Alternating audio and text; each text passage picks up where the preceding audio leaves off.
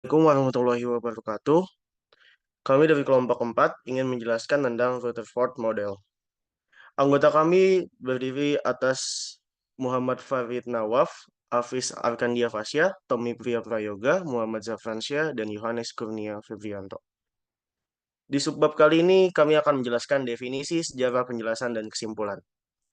Dalam subbab definisi, teori atom Rutherford adalah sebuah teori yang dikembangkan oleh fisikawan Ernest Rutherford pada tahun 1911. Teori ini merupakan perkembangan dari teori atom J.J. Thomson yang disebut kue kismis atau plum pudding yang biasa kita kenal sebagai model Thomson. Menurut teori atom Rutherford, atom terdiri dari inti yang terkonsentrasi di pusat dan elektron-elektron yang mengorbit di sekitarnya. Atom sebagai inti kecil, padat, bermuatan positif yang disebut inti, di mana hampir seluruh masanya terkonsentrasi di sekitar cahaya, yaitu komponen negatif. Jika kalian ingat atau lihat, teori atom ini sama seperti matahari yang diorbit oleh beberapa planet. Untuk selanjutnya kita masuk ke bagian sejarah. Sejarah atom Rutherford berawal pada awal abad ke-20 ketika fisikawan Ernest Rutherford melaksanakan serangkaian eksperimen yang secara signifikan mengubah pemahaman kita tentang struktur atom. Pada tahun 1997, penemuan elektron oleh Joseph John Thomson.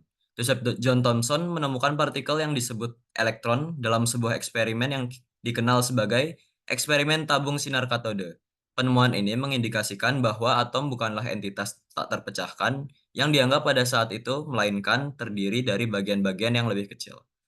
Pada tahun 1909, model atom Rutherford Ernest Rutherford yang bekerja di laboratorium Cavendish di Cambridge mengembangkan model atom Rutherford.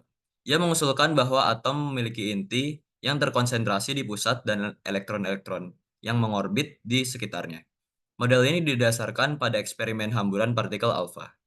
Pada tahun 1911, eksperimen hamburan partikel alfa. Rutherford melakukan eksperimen di mana partikel alfa ditembak pada sebuah bahan tipis, seperti lembaran emas. Ia mengamati bahwa sebagian besar partikel alfa melalui bahan tersebut tanpa mengalami pembelokan yang signifikan, tapi sebagian kecil mengalami pembelokan yang tajam. Hasil ini menunjukkan adanya inti atom yang kecil dan padat yang mengandung muatan positif. Selanjutnya pada tahun 1913, model atom Bohr. Setelah model atom Rutherford, Niels Bohr mengembangkan model atom yang lebih lanjut. Model atom Bohr memperkenalkan konsep orbit elektron yang terkuantifikasi dengan tingkat energi tertentu. Model ini menjelaskan mengapa elektron tidak jatuh ke dalam inti atom karena gaya tarik elektromagnetik. Dan yang terakhir, pengembangan lebih lanjut. Setelah model atom Rutherford dan Bohr, penelitian terus berkembang dalam bidang fisika atom. Kontribusi berikutnya seperti teori kuantum dan mekanika kuantum, memperdalam pemahaman kita tentang struktur atom dan sifat partikel subatom.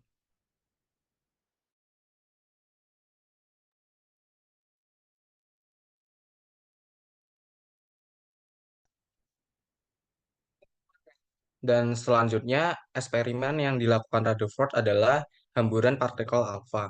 Partikel alfa terdiri dari dua proton dan dua neutron. Partikel alfa ditembakkan ke suatu bahan yang sangat tipis. Seperti lembaran emas, Rutherford mengamati bahwa sebagian besar partikel alfa melewati bahan tersebut tanpa mengalami pembelokan yang signifikan. Tetapi sebagian kecil partikel alfa mengalami pembelokan yang tajam.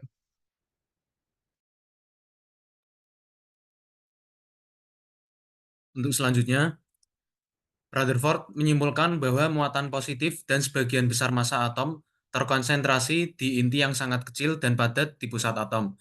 Mayoritas ruang dalam atom adalah hampa, memungkinkan partikel alfa melaluinya tanpa mengalami pembelokan. Namun, adanya pembelokan yang tajam menunjukkan ada muatan positif besar di dalam inti atom yang dapat menolak partikel alfa.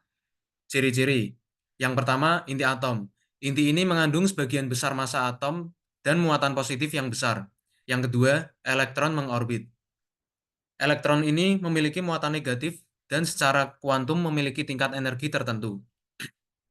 Yang ketiga, banyak ruang hampa, yang memungkinkan partikel-partikel bermuatan melaluinya tanpa mengalami hambatan atau pembelokan yang signifikan. Yang keempat, pembelokan partikel alfa.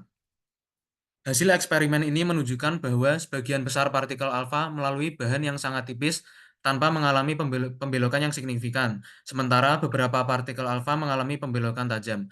Hal ini mengindikasikan adanya inti atom yang padat dengan muatan positif yang dapat menolak partikel alfa.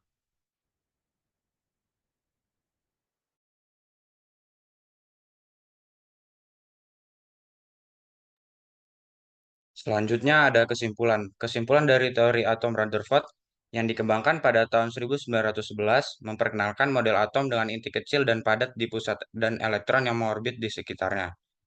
Model ini merupakan kemajuan dari model Koike-Smith dari buatan J.J. Thomson dengan menggambarkan inti atom sebagai pusat muatan positif dan hampir seluruh massa atom. Penemuan ini didasarkan pada eksperimen hamburan partikel alfa yang mengungkapkan struktur inti atom. Perkembangan lebih lanjut oleh Niels Bohr pada tahun 1913 dan teori kuantum kemudian memperdalam dan menyempurnakan pemahaman tentang struktur atom.